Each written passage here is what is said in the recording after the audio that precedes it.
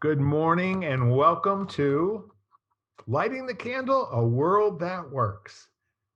What we know is it does work. And quite frankly, we're here weekly because we are not only going to give testimony to it, but we're going to find if we can find a bread trail back to where it is working. And it will all be just the way it comes out of our mouth, just like those getting my words mixed up right there. So the long and the short of what we do here is to have conversations on a weekly basis, and empowerment is the key to it. We're looking to explore how human beings interact with each other, language wise, and words, and how it's kind of amazing. But we start with a word, and then in many cases, we find multiple ways to define it. And that's the way that it could be spoken, the way that it could be heard. And then how does it connect with our basic human need to be okay? How does it connect with your and my aspiration to live our lives in peace, harmony? And we've even talked about equanimity, which is a $2 word as far as I'm concerned, which basically means peace and harmony, right? So today, I thought it would be kind of interesting. We may have covered the words at one point or another. However, each week we always find new ways to express ourselves. So I'm Bill Correll. I want to also introduce Ken Caputo and Lisa Sheehan, both of my cohorts in this, pretty much from day one when we started this. And this is our 80th, count it, 80th recording, folks. They tell me that's something special, and I believe it is special. And we're doing this because you, our listeners, are very special. So, how would you like to talk about worry and joy? Sure. Win, Lisa? Yes. All right. So our contract is we're going to explore worry and joy and see what kind of a picture we can paint in terms of empowerment for our listeners and ourselves. And that's kind of our litmus test. We're the canaries in the coal mine. If we're feeling happy and joyful, we're kind of hoping that translates into your day and gives you something else to smile about.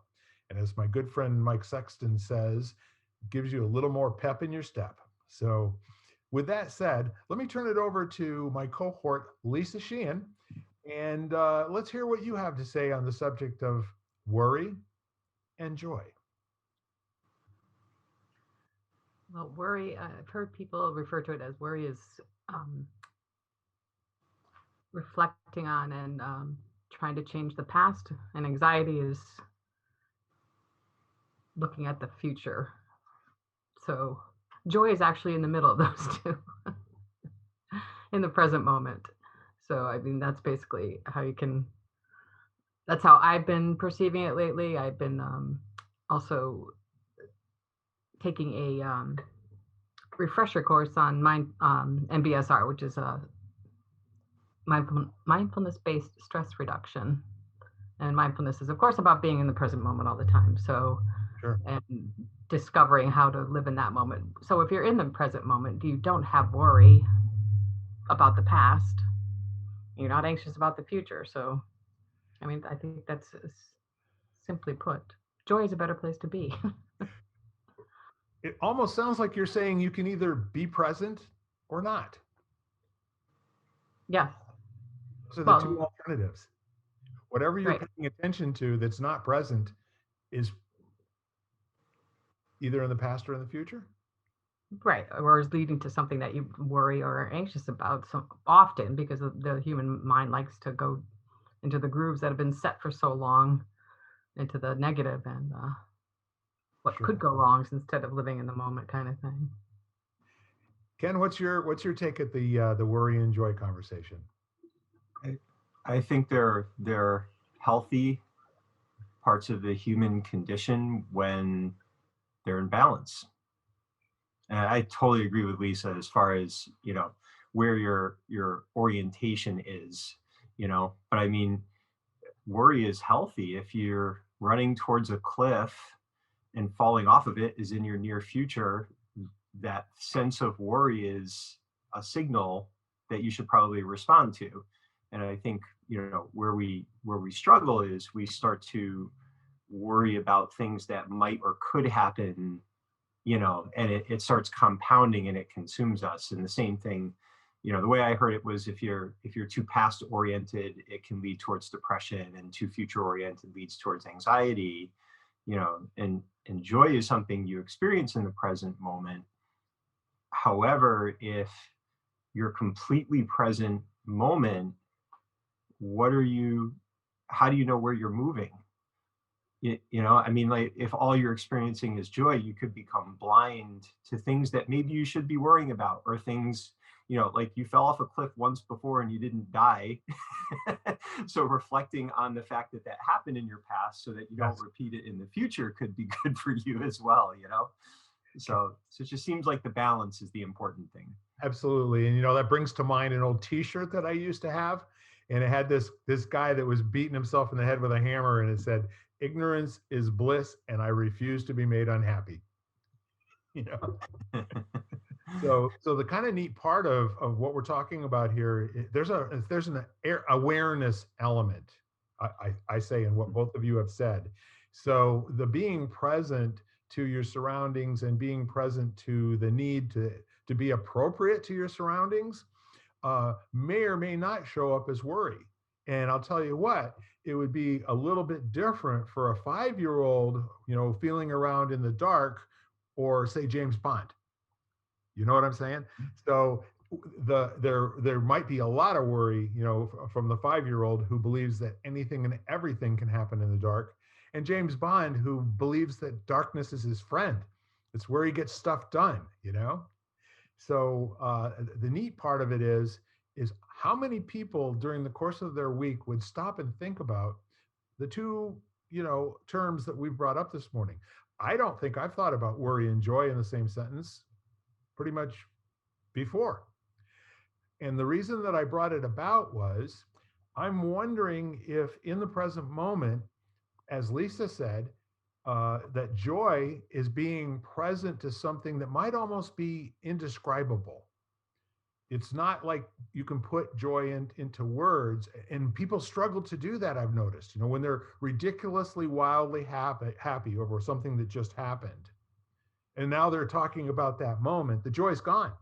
They're now reporting on the experience that they just had, and they're carrying that forward into the present and then into the future for a little bit of time. And I think there's power in being able to kind of memorize that state, if you will, based on what you guys have said. I know I would much rather have most recently had a period of joy than a period of worry. Make sense? That would be a choice I would make. Now, you may feel differently about that, and that's fine. So the other thing that comes to mind too is, if you're thinking about the future and you're thinking about the past, and the two words that we were talking about were worry and anxiety, is that correct? Mm-hmm. Are you familiar with the concept of thought distortions? Not sure. Let me come up with a quick working definition. Thought distortions are the things that we interact with in our head, the thoughts we're having, as if they are true. And it gets to be a habit that we just plain accept them as being true. Okay? Can we work with that? I mean, we can distinguish it further if you like. Nope, I got it. A thought distortion is one of those things that you've long since forgotten that you actually believe, and now it just shows up like the truth or how it is. Does that make sense? They're almost never tested. A thought distortion, it stands on its own, that worry, that anxiety, all of that sort of thing, where, especially if you get stuck in it, it's not something that people generally know how to stop and challenge and say, all right, this is how I'm feeling. Do I spend time trying to figure out why that is, or where it's coming from? Or because the neat thing about it is that I believe human beings spend a lot of time trying to solve conversational problems in their own head. probably most of their lives trying to solve conversational problems. If there's a boulder that needs to be moved from point A to point B, like, they can get that done anytime, right? But if somebody says something to them and it leaves them, with this feeling inside that they just can't seem to work out, those are the gnawing things that just sit there. And so when you hear something like that going on, you're not experiencing joy, especially like, I'll share something with you that got said in a conversation about me, was that sometimes I'm just plain overbearing. Yeah, exactly. So I could have multiple reactions to that. And you know what my reaction was? Tell me more. What's that like for you? Mm-hmm. So, my initial thought was, hey, wait a minute, that's not who I am.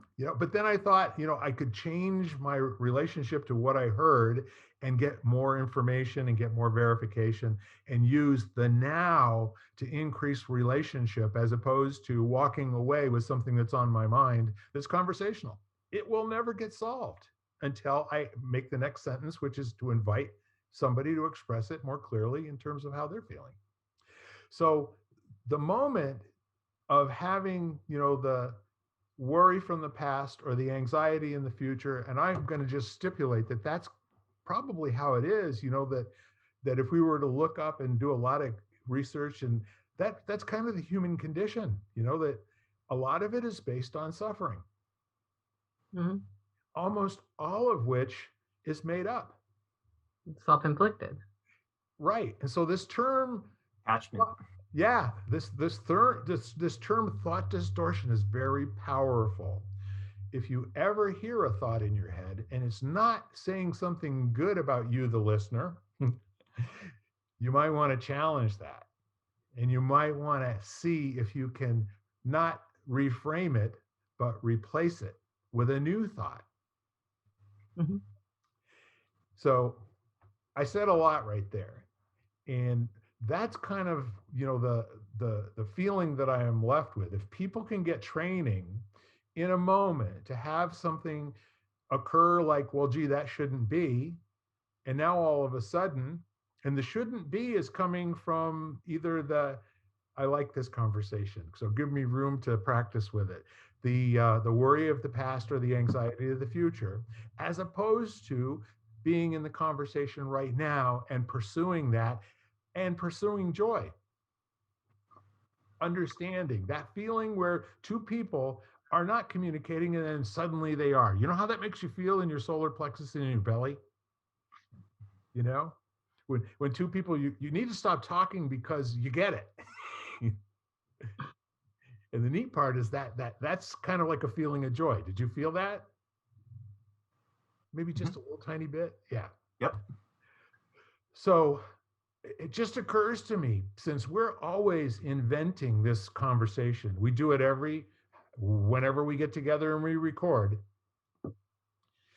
What gift would we give to our listeners in terms of what would be useful for them in terms of, well, I don't know, we could call them tips.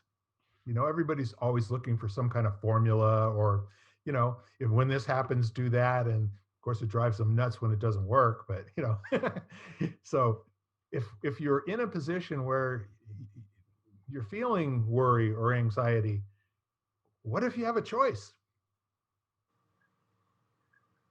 I think the truth of the matter is there's always a choice. So one thing that I recently heard was like a stoplight approach. So if you're in the middle of something, stop, go to yellow, which is wait, and then consider it, and then go. It sounds simple, and the other thing I thought of, like Ken was saying, to have harmony and to be inclusive of all your emotions and feelings and idiosyncrasies, is to be like the Guest House, the Rumi poem, and sit with them. You can even name them if you want, but literally just say, hello, guilt, what are you doing here? Haven't seen you in a while. Yeah. But and after a while they do talk back, and then sometimes it just doesn't pop up anymore, and then you realize one day that, oh, that it's not happening anymore. That's kind of cool. Yeah. because you gave it, you gave it a name and you acknowledged it basically. So it Sure. can become part of you, instead of something you avoid. Ken, any other thoughts or reactions thus far? Yeah, it's just why can't all of these things that are just part of being human be your friends? Like, I don't know. I think guilt is a good example of something that, again, in balance, isn't that a good friend? Isn't that like the part of you that knows that maybe the decisions you're making Yes. aren't you being your best as a human? So it's a signal to say, hey, maybe I should look at this a little bit. Yeah. It's so, and it's just interesting. I mean, it just seems like there's almost no weather system of feelings that come and go in the human experience that aren't in some way our friend. They just stop being our friend when we're giving them too much attention or the wrong kind of attention, or even joy. Joy can lead to addiction. It can lead you off a cliff. Yeah. So recognizing the value of it in the right proportions at the right time is a good friend. And then if that joy starts to shift to worry, maybe you got a little too much going on there. you know so wouldn't it be interesting? And I have a new friend who's a brilliant individual, and his big thing is, his kind of remedy. He said the one thing he would share with anyone and everyone, like, the little tip and trick, would be curiosity. Just, and that's what you did. Someone says you're overbearing, and what did you do? You responded with curiosity. Why? Tell me more. I'm curious. But how often we don't? We defend, we judge, we get fixed. And that's, like you talk about suffering, and the release of suffering is by the release of attachment. So if you're attached to your identity of not being overbearing, now there's going to be suffering, either for you or for them or for both. But if you remedied it by simply being curious, Sure. And one more thing about guilt. I have been waiting to say this, and since you said what you said about guilt, that great philosopher Joan Rivers, yeah, do you remember her saying, "Guilt is the gift that keeps on giving"? So the really cool part of it is the it's almost like three legs to the stool. The first one is awareness in terms of being a powerful listener, and that being present is typically, as you said, not going to be attached to the past or the future, but fully engaged in the right now, the here and now. And it's almost impossible for people to only pay attention to now, simply because it's our design. Somebody told me we can have like 80,000 thoughts a day, more or less. Some people are more on purpose about their thinking than that, and some probably have more than that. I mean, people report to me that they have bees in their head, and I asked them what that's like, and they said squirrel. And it's just, the conversation kind of goes back to not now. It's 90% of them are repetitive. exactly. Mhm. So there's a really very cool distinction having to do with problems in your life that are generated as a result of conversation. Those things that you are resisting shall persist. You heard that? Mm-hmm. It's almost like you've become a monument to what you dislike. So that being the case, a conversation gets stuck to a physical object and exists through time, and it persists in your unwillingness for it to be fully present one time. And the neat, excuse me, one second. So, uh, real life here, guys. One of my best friends just gave me a call, and I have to call back later. But see, the whole idea is, had I not responded appropriately, to that happening in my world, it would have diminished you, the listener. It would have diminished my friend. And so that's my story about that. That's coming from the past. And I really want to have a fantastic future with this person. So I can take the worry of the moment, and I can take the um, anxiety of the moment, and I can turn it into just authentically telling you what's on my mind. Whether you like it or not is secondary to me, but I've been open and transparent with you.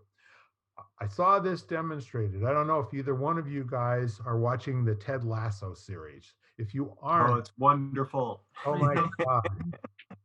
I've got to tell you, and I don't want to be a spoiler here for those of you who haven't watched all of the episodes yet, but there is a come clean moment by one of the major players in which there's a public apology for a secret that never should have been a secret. And I thought that was so grown up. I thought that was just the authenticity of the moment. I get goosebumps and you know, I'm thinking about that right now and I've got a physical reaction to it.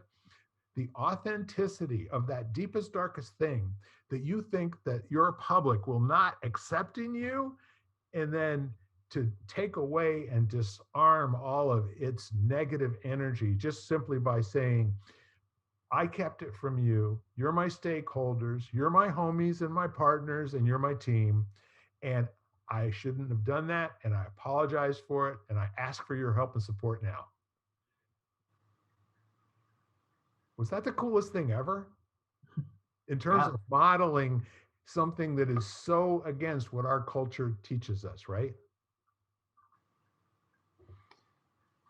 You know, it's always interesting. I can think of many people who are in a place in their life where they trust that they'll be okay. Like they're navigating their own life, and so there might be some discomfort with doing that kind of thing, but there's a trust and belief in the fact that they'll work through it. So they're willing to own it. Yes. And and I think going back to that worry thing, if you're worried about what's going to happen to you, I mean, aren't you going to go into more of a fight or flight thing? You're going to either attack it or run away from it, and you're defending yourself against something rather than kind of taking more of a yielding approach and just softening, and then taking whatever's due to you, whether it's fair or not, and then figuring out how to redirect that. So it's absolutely perfect. And we're talking about the anxiety of the future, right? Staying inside of that model for a moment, mm-hmm. Our mind predicts how people will respond to what it is that we feel must be secret. Mm-hmm. And another really smart guy once said, our worst fears are just never realized, And 9 out of 10 times, if there is something there that you're feeling very sensitive to, by letting other people know, support shows up, solutions show up. You find out that people are really on your side, and that not everybody is looking to take you down. So I really appreciate what you said there, because that is an important thing for people to bear in mind. When you're not having, I'm going to say right now, when you're not choosing to be awesome, when you're not choosing to have an amazing life right now in this moment, you might want to consider letting some things be present and letting them disappear, just so you can maybe have a good next 5 minutes. Yeah, the other thing that just kind of strikes me as you're talking, I think that sometimes had some conversations where I think people confused the ability to choose with the lack of ability to have reactions, to have emotions. They're going to happen. I remember Dan Pink wrote that book Drive quite a few years ago, and he used the analogy of the elephant and the rider. And he said our intellect is like the rider, but then our nervous system, our emotional responses, all those things are the elephant. You don't tell an elephant what to do. You direct it as best you can in the direction it wants to go. The direction is going first, and hang on. Yeah. So it's like, I see things like, I refuse to be, to live in fear. It's like, well, you don't have to live in fear, but you're going to experience fear. There's not fearlessness. There's, courage is recognizing fear and then doing the best you can to make choices, that are not fight or flight choices when it's appropriate. And sometimes fight or flight is exactly what's appropriate, so I don't know, I think it comes back to joy. Joy is a connection of body, mind, spirit, not a separation. So so it doesn't come from chemistry from a substance. It doesn't, not truly, or from just feeling good in your body. It's when all these things are aligned, and when we're connected, it's sort of messy and unpredictable, and like you said, there's not a lot of words that describe it, because then you're using head-based language for something that isn't just head-based.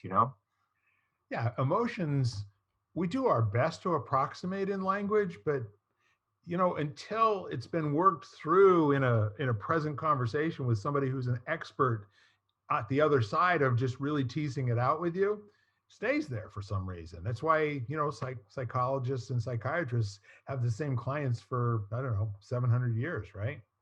So the the neat part of this is you reference something that I think is very powerful here. There is a way for you to get up for the game.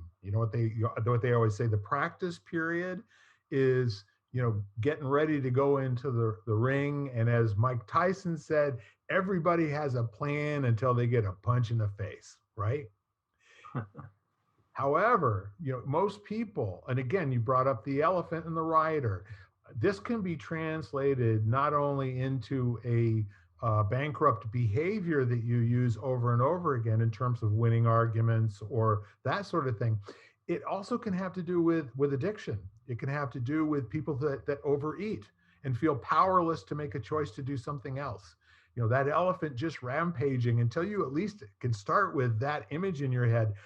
Maybe I got an elephant here, that it's appropriate for me to spend a little bit of time understanding the dynamics of the elephant before making myself bad and wrong at whatever's happening in my life that I don't have a clue what's causing it or why it is or a way out of it. You know what I'm saying? Mhm. So you in particular, Ken, we've talked about this before, the four pillars of health being nutrition, exercise, sleep, and stress. When you think about your well-being in the present, those things in balance give you a tremendous amount of resilience, to things that come up that are unexpected and you really don't like. Mhm.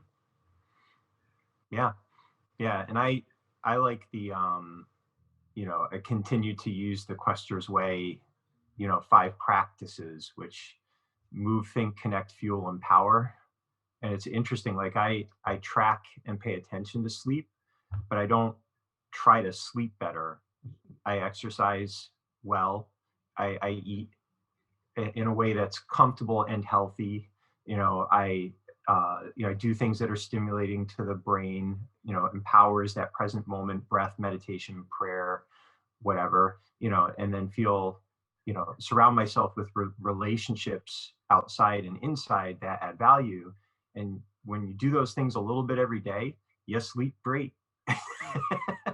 you know, it's like, so instead, I'm not, mainlining melatonin or doing all this other crazy stuff. It's just, you know, practices that are healthy, and then just the resistance to sleep just dissolves. And and that doesn't work. There's other things, like my brother has narcolepsy, and it was years before he realized that. And it was really as he started to, he was finally diagnosed and he got educated, he needed medication that has finally allowed him to sleep better. So but he also still needs to do all those other things. He needs, to do regular rhythmic breathing and remember to exercise, which can be hard for him because he's, it's a tough disease to live with, but it comes back to those 5 practices. But in and of themselves, they're not enough. He needed an intervention because there's a condition, the reason I bring it up is it's just, I see a lot of, we'll call them gurus, online, who all have some proven method or some amazing miracle. And it might work for some people, but it won't work for everybody. And I think it's a little disingenuous to bill it that way. So anything I say is taken with a grain of salt, because it may not work for someone else, you know. Can you edify me on narcolepsy? You say that, and I hear sleepwalking. It's No, probably no. much more than that, right? Yeah, yeah. It's basically I didn't really, because a lot of people think like you just fall asleep all the time, but pretty much through his whole adult life, you're unable to fully engage in the sleep cycle. You know, because the sleep cycle is, you know, you sleep light, then you go into a deep sleep in REM, and then you wake up and then you cycle through that. And we do it multiple times throughout the night. And using the sleep tracker, it's fascinating because you can actually chart it. You can watch it based on your heart rate and stuff. So with him, he those sleep cycles are constantly disrupted. So you're basically in a sleep deprived state all of the time, Yeah. because your body's never getting into that cycle, you know, consistently enough for, and sleep is the main form of recovery.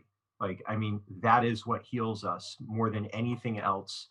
So, you know, so emotionally you can't regulate, and what would happen is he's exhausted all the time. So he couldn't drive long distances because he'd fall asleep in the car. And it wasn't that you're falling asleep, it's that your body is trying to sleep constantly, because when it does sleep, it doesn't sleep enough. That's the way he explained it to me. I don't know how clinically accurate that is, but it's basically a chemistry thing. So there's medication that help. He said he felt like a completely different human the first time he slept for 4 hours straight. Like, you know, which, you know, when I had an injury, I went through just 6 months of that, and I was miserable. I cannot imagine living like that. Sure. You know, so yeah, so no amount of healthy living or anything else was going to fix this. He, you know, there had to be something prescribed to help his body find balance. Yeah, again, I appreciate what you're saying, because some the things that are not conversational in nature, where you've heard somebody describe what's going on with you, and they give you either a practice or they give you a pill or some herbs, and they, in many cases, they're a placebo. That in many people report that they've had really great experience with. However, Mhm. those people don't have what your brother has. There's Correct. something misfiring, for him at a very low nervous system, just at a system level in his Mhm. body. The autonomic system is not getting its job done the way that it's supposed to. He doesn't get tired and sleep the way normal people do. And I love using that word normal. Let's say the bell curve center people do, Right. Yeah. you know, Yeah. That's a better way of, you know. because I mean, there's been studies that have been done with submariners, emergency room doctors, and nurses. They can go long periods of time without sleep, but they certainly can't go 6 months. They can't go years and years and years. There's got to be another cost that shows up in the body as a result of that, I'm sure. Yeah, and there's, you know, I mean, there's a sleep debt that is incurred, from my understanding, and it accumulates very, very quickly and starts disrupting all kinds of functions, autonomic functions. So, and it's interesting. I remember, especially as a young entrepreneur, you wore lack of sleep like a badge of honor. And, you know, and what I've learned, you know, since then is one of the best things you can do to function at your best is make sleep a priority. But there's not like a standard. It's like my Whoop tells me every day, based on what I did that day and how I slept the night before, how much sleep I need. And sometimes it's as much as, you know, 8 hours and 45 minutes. Other times it's 7 hours and 5 minutes. It fluctuates, Mm. you know, it varies. So it's a lot more, I think, nuanced and individualized than I understood it to be until a couple of years ago when I started kind of learning about it more. Lisa, do you have anything? I got a story to share if you don't. Oh, go ahead with your story. Well, when I first the entrepreneur deal that immediately connected with me and reminded me when I first started my business, I worked regular hours that everybody else did, and then I got a big contract with a local newspaper, and it was way beyond me. It was ridiculously beyond my ken. I had to daily work on what I didn't know, and the only way I could do that was to call people smarter than me in the industry and say, this is what I've got. And then they would say something like, oh, that's pretty simple. The reason that you can't back that hard drive up is because there's a key that's plugged into a port on the back of that. You have to be able to modify that key, and then you will be able to back up and blah blah blah blah blah. So I started working really long hours on that particular project. I did, within 2 weeks, I probably did 3 all-nighters. I mean, seriously, going like 36 hours without sleep, and still managed to be fairly effective, but I really didn't feel great. So as time went on and I started adding more folks to the company, and I got into the habit of waking at 4 a.m. in the morning, being bright-eyed and bushy-tailed, and at my desk at the office usually by about 5. And then I would go out to play golf for 9 holes a day, somewhere around 7 o'clock, and then I would go home and take a nap for 45 minutes, and then I would go back to the office again and then work until 8 or 9 o'clock at night. And that seemed to support me for quite a long time. It was a pretty good way for me to go. And I got those ideas from other people by listening to audio books on cassette tapes. That the people that were recommending that you schedule a timeout during the day, and lie down on the top of your desk and nap for a half hour, and just ask everybody to please respect that time. And I thought to myself, does everybody else in the organization get that treatment as well? you know, and what it came down to, and what I finally discovered and understood, was that was appropriate until my world changed and there was no longer a priority for me to play 9 holes of golf, at 7 o'clock in the morning. And there was no longer a priority for me to work at the office till 8 or 9 o'clock at night. Things were starting to hit on all 8 cylinders. And I also found that because I wasn't receiving continuous sleep, from this time to that time, even if it were 6 or 7 hours in a row, I found that was, the continuous sleep was much better for me than having 4 hours of sleep and then, getting up and doing something and taking a nap in the morning. But those are just, trying different ideas that seem to make sense. And I paid money for the ideas, so why not give them a shot, right? So back to our friends, worry and joy. Now, I'm going to ask the listeners for a moment. If you have a choice and somebody says, I've got 2 boxes here. In this box is worry, and in this box is joy. What are you going to choose?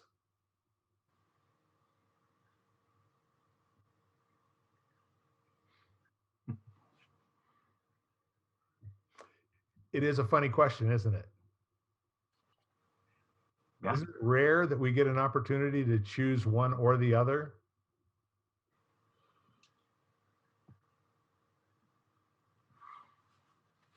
What do you think, Lisa? I was just thinking.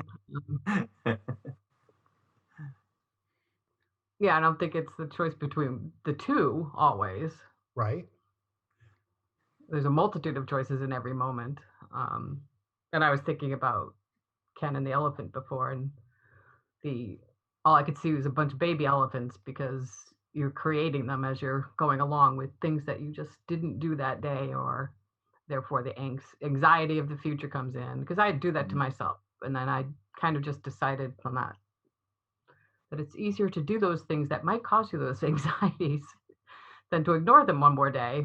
And the other thing I've been doing, or that kind of brings joy to me lately, is I just started taking lessons on the ukulele, or ukulele as he likes to call it. So that's completely being in the present moment, and it's something different. It's music, so that's always good. But to choose something different and just try your hand at anything, and my little worry friend in my head would say, let's do more of that. Let's do more of that kind of thing, because it's just so much more fun than not trying something new. And then with your sleep things, my suggestion is to always try something new, because I considered myself a night person my whole life until maybe 5 years ago when I, read The Miracle Morning and started and realized that I like mornings. I wanted to have a scheduled sleep time, a scheduled wake up time, and to kind of commit to that and to do your things in the morning before you start your day, so that your exercise and your journaling and your meditation can all be done in the morning. And it's a great way to start the day instead of just rolling out of bed and not um, looking or just dreading the day, Sure. especially when you've got a 9 to 5. So those are my little joy connections or suggestions, or at least trying to find them, or giving your best uh, attempts at looking at each moment in a different way, or bringing something different into your world every day. And that, which leads to curiosity too, which Ken was saying.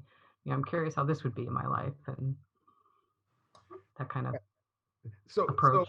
I appreciate what you said. It's usually a lot more complex, but do we ever find ourselves wanting something different than is actually happening? I'd rather do just about anything with this. And yet, Often. yeah, for sure. And so, like, a mechanical thing that you can do that brings you back to the presence is just to choose what you got. This is what I'm doing right now. It isn't going away. And if I walk away from it, it's coming with me, and it's going to affect everything that I do for the rest of the day. So that's that moment where you have this decision, to stop and say, hey, what do you mean by that? World, universe, or dad? you know so the kind of the neat part of it is that if you make a choice early on, before you, and just condition yourself all the time that your resting place is balance, that your goal in all situations is not to waste time in this precious life that we get so many minutes overall. We don't know, when it ends. You know what I'm saying? So maybe what life is all about is, what is my conditioning, training, strategic way to make sure that I don't spend any more time in the area of upset, anguish, anxiety, worry, those kinds of things, which may be appropriate for a moment. Absolutely, Ken, that they may be the thing that saves your life for a moment, but you don't live there. In the worry, you stop, you examine it, and then you see what the appropriate actions are, and then you're in action, right? Yeah, and doesn't your level of perceived and actual preparation reduce the time spent in worried? So, I raced mountain bikes for a lot of years, and when you're looking at a technical descent, there was always some anxiety and worry that would show up. But then there was also trust that you practice this, and you could look to the past and know that you've been successful before, and you could look beyond the obstacle, so that you could focus on where you were going, the future. Yeah. And the worry would kind of dissolve as you skillfully navigate it. So wouldn't one of the potential remedies to worry be practicing being skillful at things that trigger worry? So if you get worried about, I don't know, being, a relationship and ending up in arguments, maybe you practice becoming more skillful at communication and listening and speaking and that kind of stuff. It's always felt like it's, my mentor said over and over again, the journey is the home. It's, and all of those things that come and go are part of the experience. So you spend most of your time practicing for things that may or may not arise, but that practice gives us skill, and that skill reduces all of those triggers that are just trying to help us navigate successfully. Sure. Yeah, it's interesting that you use the word trigger, because I think that's the appropriate psychological term for any reaction that you have in the moment that's disempowering. The trigger is literally like sticking your finger into a wall outlet, and there's no choice, while you're having, that disruption of your thinking process, or your being able to be present to what's actually happening, while you're having thought distortions and you've got problems, being present. So each, it's not like you make a decision at the top of the hill and don't have doubts, 20 or 30 more times going down that hill at 50 miles an hour on a bike. It's each time, coming back to, I'm going to trust my training, and now let me just pay attention to what's going around, being fully present, to bumps in the road. Is there a pebble in front of where my wheel's going to go? Out, like you've got your intensity turned up on 200, and just completely present in the moment. And just to be clear, often I was wrong. It got pretty bloodied up. So just because you prepared for something doesn't mean it's going to go the way you want. And actually I'm reading a book right now it's by Ryan Holiday. It's called Courage is Calling. He bases a lot of what he does on the Stoics, like Seneca, Marcus Aurelius, and all of those.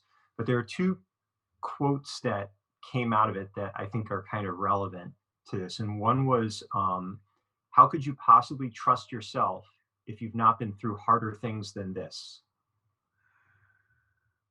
And I thought that was incredibly valuable. And then the other one was, it's not bad that this is happening to you, it's good training.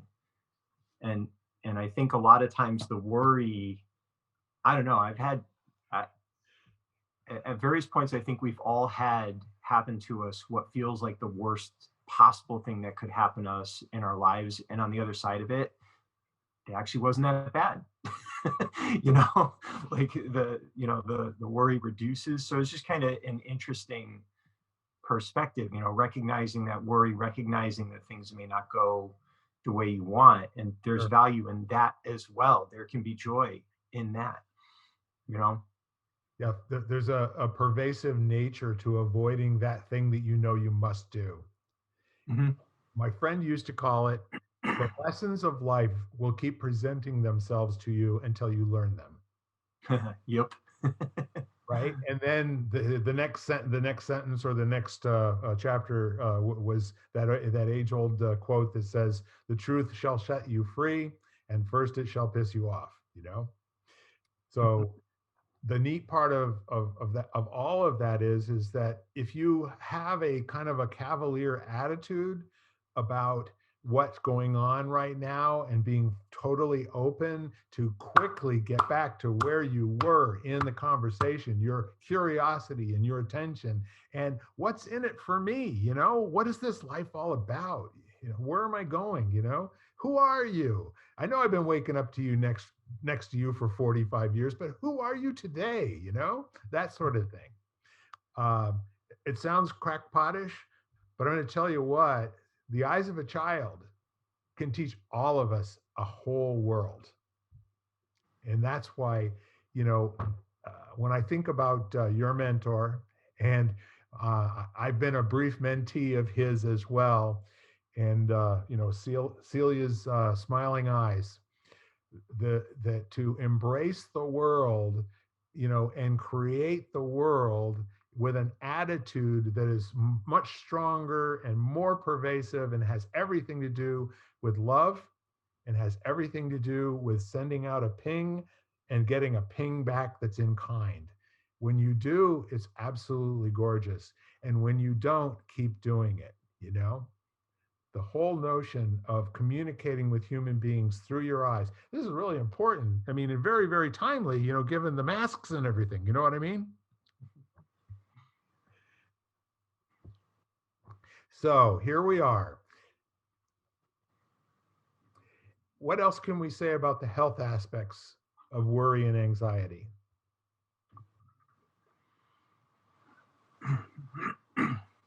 What you got, Lisa? Well, we all know that leads to the dis-ease of human beings. It's going to settle in somewhere. If you don't acknowledge it, or like Ken and I have said, like, befriend it, know it's part of your existence, and it's all there for the good of you, kind of how it boils down to. But yeah, there's no telling where it might land in your body. at some point if you make it a consistent practice of not correcting it or not befriending it. Sure. Are you both familiar with the practice of focusing? Are you familiar with that? In what? I'm going to recommend a book for you. It's just called Focusing. Okay. Oh, It's really brilliant on as an audio, and I want to say that both, all in, it probably takes about 45 minutes. But this is a technique that was developed over a number of years by a group of psychologists, and it had to do with noticing people, in analysis who were winning. And it came down to kind of noticing that they said different things than the ones who just seemed to never get better and just kept saying the same things over and over again. So the technique goes something like this. I'm going to paraphrase it quickly, but it's something that I needed to do like 5 or 6 times to really actually experience it.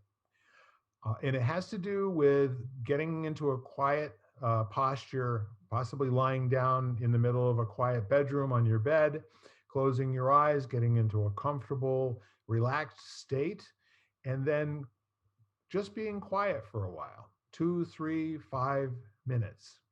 And then ask your body, what's the main thing right now? And you'll get an answer immediately. That one's more than likely coming from the intellectual side of you.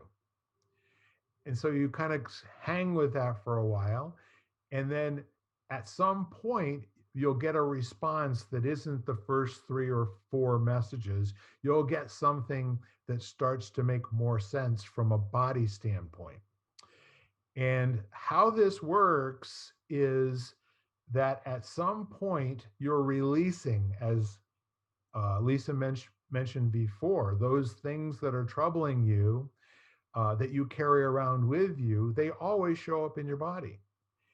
And what this is a technique to allow people to release that in their own body. And and how you can tell it's cause and effect. There's a thing called a felt sense. Have you heard that term before? Mhm. Felt sense being that there's a shift in your gut. There actually is a physical response and a shift. So you don't have the answer. What you have is the question. That being the case, there's an opportunity to ask more questions while you're silent in your mind, asking your body, okay, what is it about that? Like it might even be that you get into an argument with John, and the argument has to do with something John promised to do, and John didn't do it. So your questions are going to go something about, what is it about John?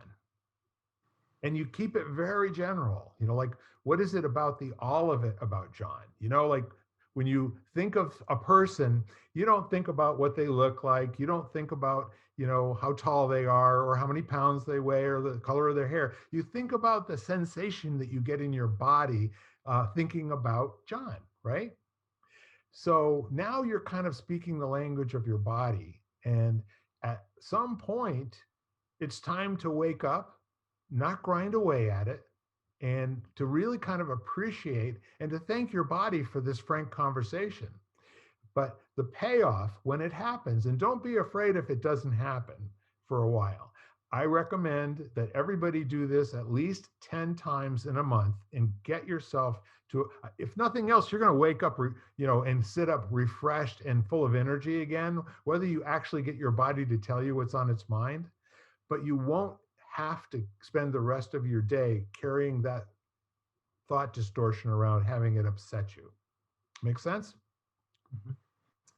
So it wouldn't surprise me if either one of you already looked on Audible to see if you could find that. It's just so powerful. Everyone I've recommended it to, you at home, I suggested the same thing. It is a very powerful tool, and I hope you get great results, with yourself, and being able to release those things that Lisa said before it shows up in your body as some sort of sickness or malady or cancer. 100%.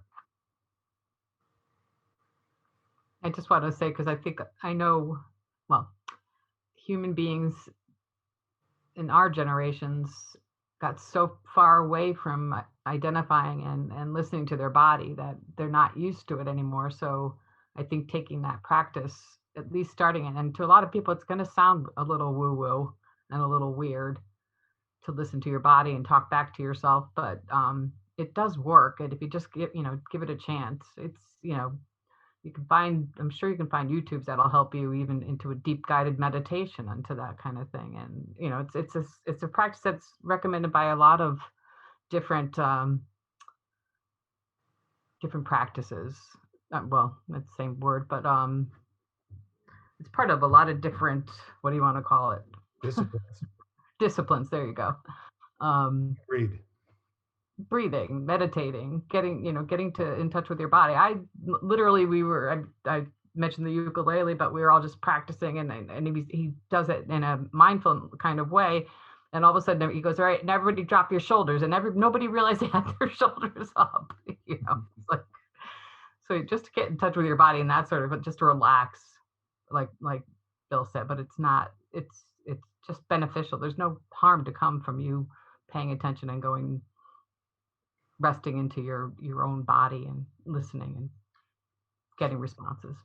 Yeah, and the Buddhists use a technique called dwelling in a koan.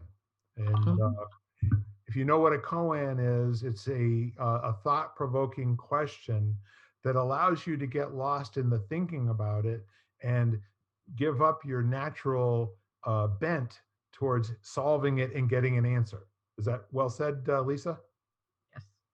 And you, in through that process, what opens up is you always, in every circumstance, get to know more about yourself, which is the enlightenment that we all talk about. It's not like, getting an aha moment about the rest of the world. It's getting an aha moment as to how you relate to the rest of the world and where you're going to find your next island of empowerment, if you will, island of anxious wonder and really engagement with this beautiful thing called life. There's nothing better than an inner aha. Yes, I agree 100%. Ken, any thoughts?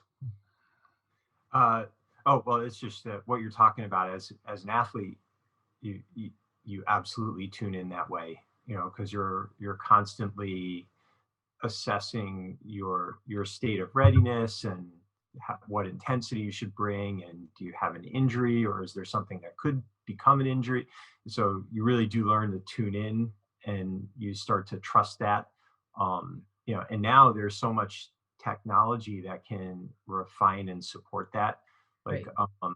there's if someone's interested in learning a really, really simple way to practice breathing, there's an app.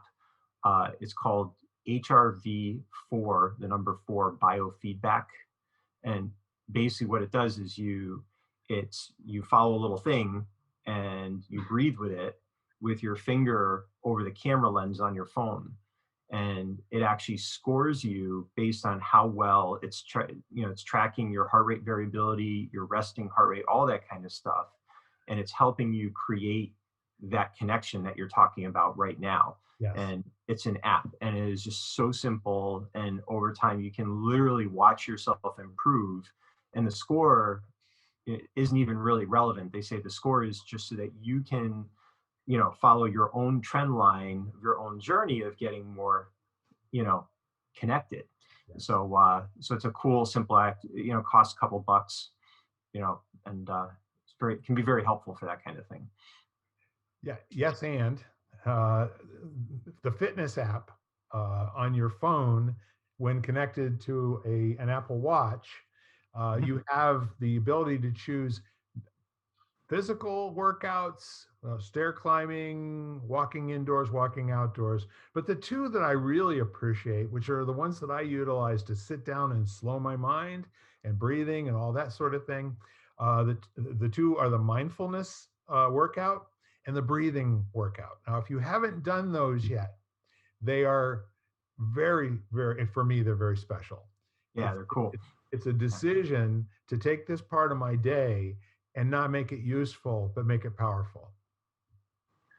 It's neat. Actually, the mindfulness is new. The breathe has been around for a while. And Right. What's really cool about that is you can set it to remind you to breathe at intervals of your choosing. So you can set it to just kind of give you a little bump, and it'll tell you, hey, breathe for a minute, every hour if you want. Yeah, no, those are awesome. Yeah, the technology is really cool.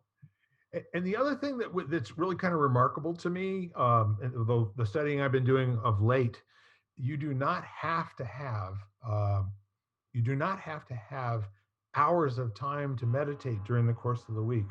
As a matter of fact, there's been no proof that a half hour or an hour gets you anything more than 5 minutes of uninterrupted, mindful meditation. And the meditation is not working and grinding. It's just being present, And then from my standpoint, you can tell it's moved worlds for me. It's really given me so much more balance, going out into the world and being involved in all the conversations I'm involved with all week long. My networking buddies know what I'm talking about. Share a quick funny story. A Tai Chi friend who he was telling me about early on. He, as he started learning Qigong and meditation and movement and all that kind of stuff, and he was telling his teacher how he was up to like 2 hours of meditation, and his teacher looked at him and said, "What's taking so long?" Exactly. Why do you need so much time to get there? Can you get there in 10 minutes, and then eventually in 3 breaths and then 1 breath? So it just speaks to what you were talking about. It's kind of a fun story. Yeah, I recommend to everybody, be very kind to yourself and look into some of these repetitive little motions that you can take during the course of the day. And the whole idea, if you don't have a watch, you can just put it on your calendar to remind you a half a dozen, 10 times a day to get up and walk around for 5 minutes, or to take 2 or 3 minutes to just close your eyes wherever you are and breathe and concentrate on your breathing and allow your thoughts to just go where they're going to go, until at the end of that period of time, you open your eyes, and I'll be darned if I don't feel refreshed. That's me talking. I know that your mileage may vary, but I challenge you to prove me wrong. I want to hear all about it. There you go. Anyhow, guys, well, we've done it again. Another hour has gone by while we are lighting the candle, a world that works. Having a great time. I don't know about you. I got goosebumps at least 3 or 4 times today. And That's paying attention to your body, Bill. Right. Yes, ma'am, I shall. So I want to thank you both. Any remarks in closing? I would just say, bring your best to every moment. It doesn't matter what it brought to you. Yeah. Ken? Yeah, just the joy is there if your eyes are open to it. Yeah, I will say in standing on the shoulders of those 2 comments, in any moment that's not working, there's nothing wrong and nothing to fix. It's absolutely perfect. Find the perfection in your reaction and your trigger to what seems to be happening, and make a decision, take action, review, and appreciate the emotional side. What did you experience while that was going on? Little time release upgrades to your response to what happens in the world. So thank you all for tuning in. We will come to you again with another podcast very shortly. And this one, guys, is so special to me because you're on it, and you were on the first one. And now this is number 80. Woo! Happy 80. Awesome. Happy 80. Okay, we're older, we're getting better. All right, love you all. Have an amazing life, and let us know about it, please. Have a good week. Bye-bye. You've been listening to Lighting the Candle, a world that works, part of the Exvadio Podcast Network.